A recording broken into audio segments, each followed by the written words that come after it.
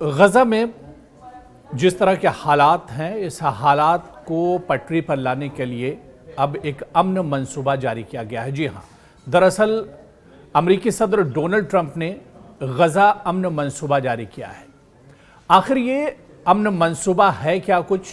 اور بڑا سوال یہ اٹھتا ہے کہ کیا حماس اس امن منصوبے کو قبول کرے گا؟ یعنی حماس کیا اس امن منصوبے پر ایک طرح سے راضی ہوگا؟ یہ بہت اہم ہوگا۔ لیکن آخر ٹرمپ کا غزہ امن منصوبہ کیا ہے اور کون کون سے اہم پوائنٹ اس منصوبے میں رکھے گئے ہیں؟ دراصل اسی کو ہم سمجھنے کی کوشش کریں گے۔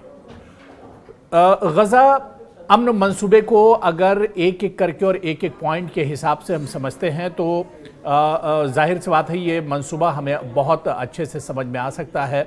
اس منصوبے میں جو باتیں رکھی گئی ہیں ان میں کچھ باتیں بہت اہم ہیں کہ غزہ کو ایک انتہا پسندی اور دہشت گردی سے پاک علاقہ بنایا جائے گا جو اپنے ہمسایوں کے لیے خطرہ نہ ہو۔ اسی طرح سے غزہ کو دوبارہ تعمیر کیا جائے گا تاکہ غزہ کے عوام کو فائدہ پہنچے جو پہلے ہی بہت زیادہ قربانیاں دے چکے ہیں۔ اگر دونوں فریق اس تجویز پر متفق ہو جاتے ہیں تو جنگ فوراً ختم ہو جائے گی۔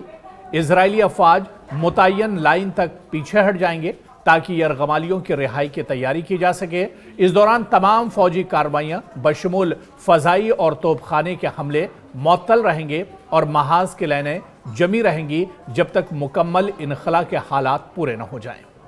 اسرائیل کے اس معاہدے کو عوامی طور پر قبول کرنے کے 72 گھنٹے کے اندر تمام یرغمالیوں یعنی جو حماس کے پاس بندھک ہیں زندہ اور جاں بحق کو واپس کر دیا جائے گا۔ تمام یرغمالیوں کی رہائی کے بعد اسرائیل 250 عمر قید کے قیدیوں کے ساتھ ساتھ 1700 ایسے غزہ اور فلسطینی باشندوں کو رہا کرے گا جو 7 اکتوبر 2023 کے بعد گرفتار کیے گئے تھے، بشمول تمام خواتین اور بچے۔ ہر ایک اسرائیلی یرغمالی کی لاش کے بدلے 15 فلسطینی شہیدوں کی لاشیں بھی واپس کی جائیں گی۔ اسی طرح سے اس منصوبے میں یہ بھی ہے کہ یرغمالیوں کی واپسی کے بعد وہ حماس کے ارکان جو پرامن بقائے باہمی کو قبول کریں اور اپنے ہتھیار ڈالیں انہیں معافی دی جائے گی۔ جو حماس ارکان غزہ چھوڑنا چاہیں گے انہیں محفوظ راستہ اور قبول کرنے والے ممالک میں جانے کی اجازت دی جائے گی۔ معاہدے کے قبول ہوتے ہی فوری طور پر مکمل امداد غزہ میں بھیجی جائے گی جس میں بنیادی ڈھانچے یعنی پانی، بجلی، نکاسی آب کی بحالی ہو۔ اسپتال اور اس کے علاوہ ملبہ ہٹانے کے لیے ضروری ساز و سامان بھی ایک طرح سے اس میں شامل ہوگا۔ امداد کی تقسیم اور رسائی اقوام متحدہ، ریڈ کریسنٹ اور دیگر بین الاقوامی اداروں کے ذریعے بغیر کسی رکاوٹ کے ہوں گی۔ رفح کراسنگ دونوں اطراف کے لیے اسی میکانزم کے تحت کھولی جائے گی جو 19 جنوری 2025 کے معاہدے میں شامل تھی۔ غزہ کو ایک عارضی ٹیکنوکریٹ فلسطینی کمیٹی کے تحت چلایا جائے گا جو عوامی خدمات کی فراہمی اور بلدیاتی امور کی دیکھ بھال کرے گی۔ یہ کمیٹی اہل فلسطین ماہرین اور بین الاقوامی ماہرین پر مشتمل ہوگی جس پر بورڈ آف پیس کی نگرانی ہوگی۔ اس ادارے کی سربراہی صدر ڈونلڈ ٹرمپ کریں گے۔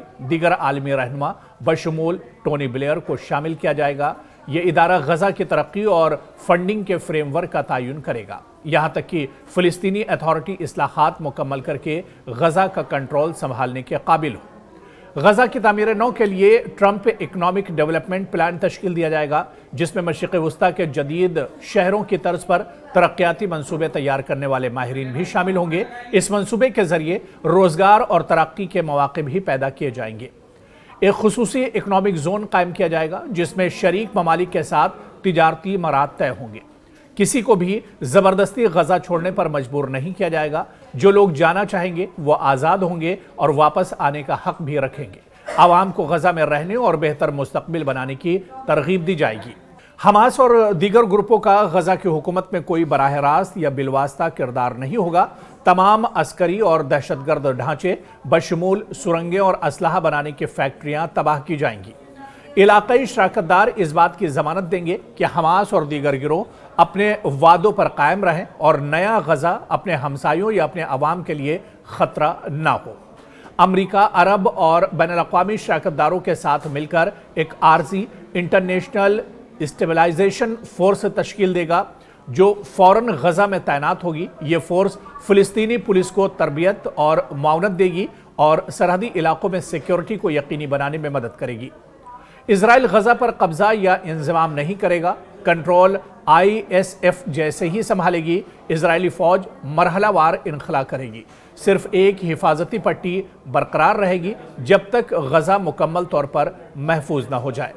اگر حماس اس تجویز کو مسترد کرتی ہے تو مذکورہ منصوبے ان علاقوں میں لاگو ہوگا جو IDF سے ISF منتقل کر دیے جائیں گے۔ ایک بین الاقوامی بین مذاہب مکالمہ عمل شروع کیا جائے گا تاکہ فلسطینیوں اور اسرائیلیوں کے رویوں اور بیانیوں کو بدل کر پرامن بقائے باہمی کی فضا قائم کی جا سکے۔ جیسے غزہ کی تعمیر نو اور فلسطینی اتھارٹی کی اصلاحات آگے بڑھیں گی، فلسطینی عوام کے لیے ریاستی خود مختاری اور حق خود ارادیت کی راہ بھی ہموار ہوگی۔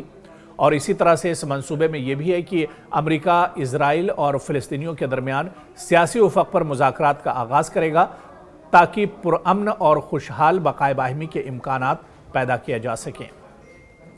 تو ٹرمپ کا غزہ امن منصوبے میں دراصل یہی تمام پوائنٹس رکھے گئے ہیں، لیکن بڑا سوال یہ ہوتا ہے کہ کیا حماس اس غزہ امن منصوبے کو ایک طرح سے مانے گا؟ اور خبر مشرق وسطیٰ سے یہ بھی آ رہی ہے کہ کئی ایسے مسلم ممالک ہیں، کئی ایسے اسلامک ممالک ہیں جو ایک طرح سے ٹرمپ کے غزہ امن منصوبے کو انہوں نے قبول کر لیا ہے، سویکار کر لیا ہے۔ لیکن بڑا سوال یہ ہے کہ یہ امن منصوبہ یعنی غزہ کے لیے، فلسطینیوں کے لیے بن رہا ہے، لیکن جو اس کا سب سے اہم فیکٹر ہے یعنی حماس، کیا وہ اس امن منصوبے کو مانے گا؟ اور اگر حماس اس منصوبے کو نہیں مانتا ہے، کیونکہ ٹرمپ کا غزہ جو امن منصوبہ ہے اسے اٹھا کر آپ دیکھیے تو یہ پورا کا پورا منصوبہ دراصل حماس کے اگینسٹ ہے، حماس کے خلاف ہے۔